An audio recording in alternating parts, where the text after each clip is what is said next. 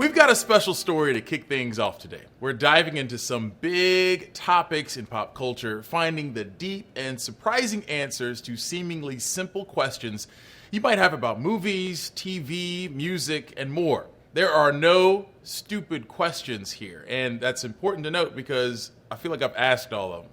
All the stupid ones, that is. Today is the start of our next season for our deep dive segment, Pop Quiz. Back in action is entertainment correspondent and ITL bestie, Casey Mendoza. Casey, it's been a minute. How you doing? Hey, Christian. It is good to be back for another round of pop quiz questions. But first, I have to ask you something that we've definitely nerded out over before. What is your favorite superhero battle that you've seen on the big screen, and why? There's one moment in Endgame when it's Thor and Tony Stark and Captain America, and they're all ganging up on Thanos. I don't know, for some reason I was like, yes, let's bang on him, let's get him.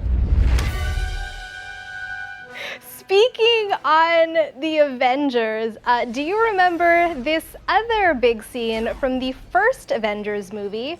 And what did you think when you first saw this in theaters? Absolutely blown away. This is what really kicked off my Avengers obsession. This right here. Now, last question. How much do you think all that damage cost? I'm gonna say billions. Billions and billions of dollars. Probably something that a lot of people don't think about often, but billions, yeah, with a B. And we'll get to contextualizing the billions in a bit. Now, there's a reason I'm asking all this. From disaster movies to sci-fi to fantasy, New York City seems to take a beating pretty often at the movies. And nowhere is that clearer than the superhero genre. In the canon Marvel Cinematic Universe alone, New York gets wrecked in about a third of the movies. And then again, that's only the MCU. There are so many other superhero movies and TV shows, I'm not even counting those. I wanted to know what happens at the end of the movie after the credits roll. How does New York actually handle all that chaos? So our question for today is, how would a New York survive a superhero movie? This story takes us all the way from the chaotic cleanup of Hurricane Sandy to 100-year-old insurance laws to that other big climactic scene at the end of The Batman, and it reveals some interesting truths about preparing for real-life disasters. Are you ready for this one? One question that quickly comes to mind for me, Casey, who's gonna be cleaning all of that up? All that debris, all of that, all those big pieces of concrete that are filling the streets. Who's cleaning that up? You're not the only person to think of that question. Disaster experts like Professor Sam Penta had the same thought. I'm a fan of superhero movies. I've watched a bunch of them, and as much as I love them, when I watch the wanton destruction that happens in them, I die a little bit inside. Because a part of me then looks at that, and yes, it's a great action scene, but then I think about, that's 10 years of work and probably millions of dollars. One disaster cost assessment firm tried to put a price tag on that big battle of New York at the end of 2012's Avengers. The group told The Hollywood Reporter that the estimated total cost of damages would be $160 billion. For reference, NOAA's estimates for Hurricane Katrina costs were about the same at $161 billion, and Sandy was about $82 billion. That cost measurement looks at a range of different things: infrastructure damage and repair, cleanup costs, lost revenue from businesses, workers' compensation, insurance payouts, and so on. The firm that analyzed the Avengers looked into different insurance policies to see what would be covered here. Like, for example, most homeowners insurance cover an act of God, usually meaning natural disasters. But there might be a legal case that applies here, since the film's villain, Loki, is technically a god. Acts of God, including Loki. Yeah, and Loki and his variants. This is really good to know in case the Avengers ever come to DC. I'll be filing an insurance claim against Loki. And not the alien, since he was the actual ringleader for all of that mess, Now, part of the reason these sky-high costs are hard to calculate is because of how varied disaster responses and insurance policies can be. That can often lead to confusion over who foots the big bills for cleanup and recovery, both at the government level and the individual level. There are also organizations that have sort of defined missions that clarify who does what.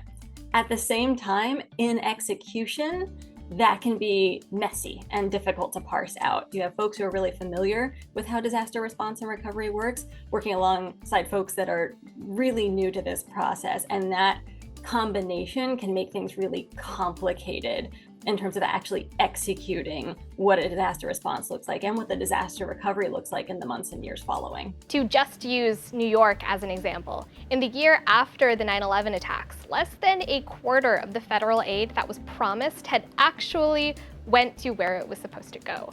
And that delay was mostly because city and state officials couldn't figure out how to distribute the billions in federal aid. A little over a decade later, after Hurricane Sandy, aid groups like the Red Cross would also come under fire for delayed responses and mismanaged resources. Both FEMA and private insurance companies also drew criticism when flood victims were stuck waiting to settle flood insurance claims for years after Sandy. In some cases, FEMA ended up billing the victims, accusing them of receiving help from different groups to cover the same costs twice. One of the Marvel movies actually alludes to interagency conflict in cleanup efforts. In Spider-Man: Homecoming, a semi-private organization called the Office of Damage Control butts heads with city contractors over who gets paid to clean up Grand Central. Look, I have a city contract to salvage all this, okay, with the city. I apologize, Mr. Toombs, but all salvage operations are now under our jurisdiction. Yeah, this is the scene that's the origin story for the Vulture, right? Yes, his villain origin story is literally bureaucratic red tape. This is the most relatable villain origin story I think we've come across. This is, all of us are the Vulture here. But in all seriousness, the delay in relief can have pretty devastating consequences for households. It's important to understand just how long-lasting disaster recovery really is for a community. It takes years to come back from a major disaster event. And again, we're talking about not just the physical infrastructure, but we're also talking about sort of the systems and the people that need to come back. Just this year, it was reported that every single request for aid for flood damage after Hurricane Ida was denied by the city government in New York. The Department of Emergency Services pointed to a law from 1907 saying the city isn't liable unless the damage is from city negligence. And it's not just New York. FEMA has been criticized in recent years for denying requests for disasters around the country at historically high rates. And where FEMA has failed to help, private lenders are stepping in to assist homeowners on the condition that they get paid back with interest. Many experts would agree one of the best ways to help with damage from disasters, attacks, or superhero battles is preventing a lot of the damage in the first place. Mitigation can really go a long way in reducing human suffering, reducing the financial cost. And really, if we want these systems to work well in times of crisis, we have to invest in them and care about them when skies are blue. Let's take the ending of The Batman as an example. The streets of Gotham, standing in for New York, of course, gets flooded after the Riddler blows up the seawall protecting the city from high tides during a major storm. That's actually inspired by a real-life seawall that's just begun construction around New York City, originally planned after Hurricane Sandy. Not everyone can agree on what mitigation plans deserve funding and attention. For example, seawalls are controversial because they also might trap water inside city limits from intense rainfall. Unfortunately, climate change is also making it harder to predict disasters, plan our responses, and mitigate threats. As we experience climate change, that makes that work much more difficult because we are increasingly finding that historical models, historical patterns that we've relied upon to understand the threats we face, the hazards in our communities, may be decreasingly reliable. So Christian, How would New York survive a superhero movie? We know there's a huge cleanup and rebuilding effort, probably with a price tag of tens of billions of dollars. And we know that often a lack of organization or cooperation between government agencies, aid groups, and private companies can prolong the recovery process by many months or years. We can see hints of that real trauma and long recovery effort in some superhero media. But there's one thing about a city's response that movies don't get to show often, and that's all the ordinary people who can answer the call in a crisis. A lot of times there's this idea that people will just panic in a disaster, and really panic is blind, irrational action based in that fear. And typically we don't actually see that in disasters. People are able to act rationally. Another thing that sort of is interesting with the Marvel movies is clearly you're focused on the superheroes, right? And this idea that there's this handful of people that save the day. But what's sort of missing in the background, right, is there's actually a ton of people doing a lot to save people. There's the EMTs that are working in the background. There's the cops that are trying to do what they can to face this threat that they have no idea how to even conceptualize, right? You mess with Mighty, you mess with New York! You mess with one of us, you mess with all of us! What I love about Pop Quiz is that we get a chance to take what is fictional and really kind of see how it might play out in the real world. These are the questions that they're not asking anywhere else, folks. So I got to say to you, Casey, one, it is good to be back.